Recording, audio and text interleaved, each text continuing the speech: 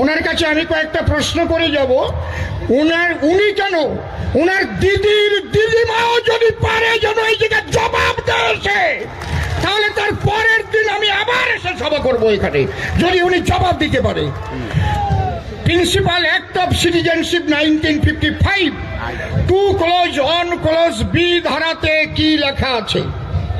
Principal act of citizenship, কান খুলে শুনে রাখো তোলামূলের দল। আজকে আমি এখানে যত যারা মিডিয়া থেকে এসছে ওদের বলবেন কালকে আসলে অসীম সরকারের জবাব দিন। Principal act of citizenship 1955 2 clause B ধারাতে কি লেখা আছে উনি যেন বলেন।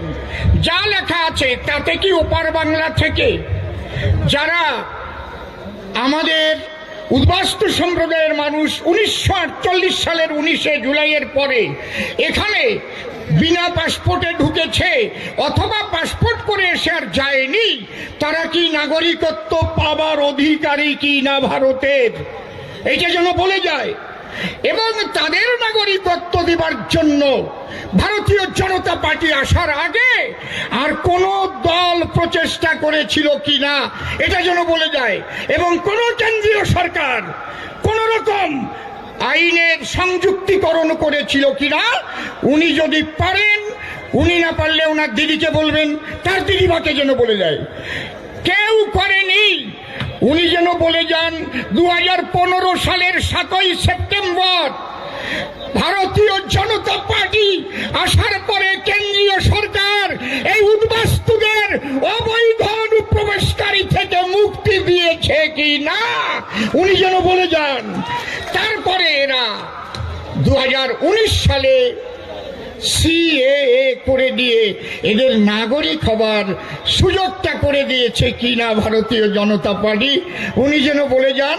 যারা 2014 সালের 31-এর মধ্যে এসেছে, তারপরে যারা 2024-এর 31-এর মধ্যে এসেছে, সেই সব হিন্দু পালিয়ে আসুক আর পাসপোর্ট করে আসুক, একজনকেও ভারত থেকে যেতে হবে না, সবাই ভারতের নাগরিকত্ব পাবে। এই বাদাংশু তোমার দিদিমাকে নিয়ে আসো এখানে। আমি অসীম সরকার এক পাশে মাইক নিয়ে দাঁড়াবো, আমি প্রশ্ন করব, যদি ওনার ক্ষমতা থাকে আমার জবাব দিতে পারলে ওনার পায়ের জুতো আমি দাঁত দিয়ে কামড়ে নিয়ে এখান থেকে আমার এমএলএ পদ ছেড়ে চলে যাব। মিথ্যা কথার রাজনীতি অসীম সরকার করে না, সত্যের উপর দাঁড়িয়ে রাজনীতি করি আমরা।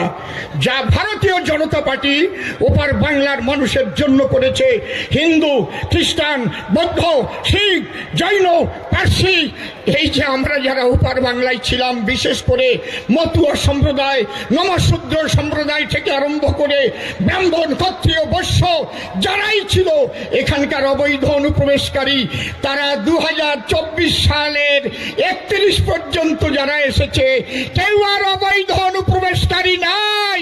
পুলিশের পাপের সাধ্য নাই তাদের অ্যারেস্ট করা, জিআরপি পাপের সাধ্য নাই তাদের ধরা। তাদের ধরে ধরে টাকা নিচ্ছিলে না। আমি চাকদা থানায় কয়েকজনকে ছাড়িয়েছি। শ্রদ্ধেয় অরিন্দম বাবু খুবই ভালো মানুষ, উনি বলছেন আপনি আমাকে একটু আইনটা পাঠান।